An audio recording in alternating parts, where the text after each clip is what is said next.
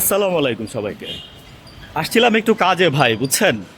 তো আমারে একজন বলতেছে যে তারেক জিয়া আসবে আগামীকালকে, 10,000 টাকা চান্দা দেন। মিথ্যা কথা বলতেছি না, ঠিক আছে? মিথ্যা কথা বললে আমার এখানে আহ, যদি প্রুফের জন্য লাগে কেউ নক করেন, সমস্যা নাই। তো তারেক জিয়া আসবে, টাকা দিতে হবে আপনার 10,000 করে চান্দা। হ্যাঁ, মানে আমি শুই না, মানে আমার কাছে এতই ন্যাস্টি লাগলো বিষয়টা যে আমার মনে হলো যে আমি এখনই কিছু কিছু বলি। কারণ হয়েছে কি যে আসার পরে কি করবে তারেক জিয়া? চান্দা চায় 10,000 টাকা প্রতি দোকান থেকে ভাই, একটা গরিব লোক, বুঝছেন? এখন বলেন কি করবেন আপনি, কারে কি বলবেন? মানে বলার মতো কোনো ভাষা আছে? তা আমি তো বলছি যে অন্যায় যেখানে দেখবো আমি সেইখানে দাঁড়াই কথা বলবো।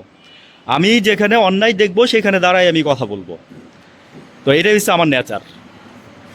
তো যাই হোক, আমি একটা কথা বলি, কেউ চান্দা দিবেন না। ওনারা যে চান্দা চান্দা তারেক ডাকতো, আসলে মনে ঠিক ছিল কথাটা। কইতো না যে চান্দা তারেক। আমি আমি প্রতিবাদ করছিলাম, আমি ভুল করছি, এই যে কান ধরে মাপ চাচ্ছি, সরি, মাফ করে দিয়েন, ভুল করছিলাম।